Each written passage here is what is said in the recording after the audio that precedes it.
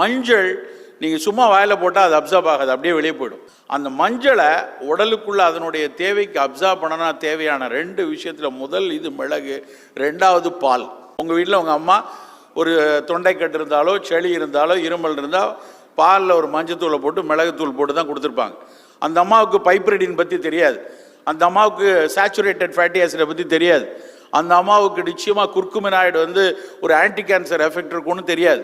ஆனால் அவர்களுக்கு இந்த பாலில் மஞ்சத்தூள் போட்டு மிளகு போட்டு சாப்பிட்டா புள்ள நல்லா இருக்குன்னு தெரியும்.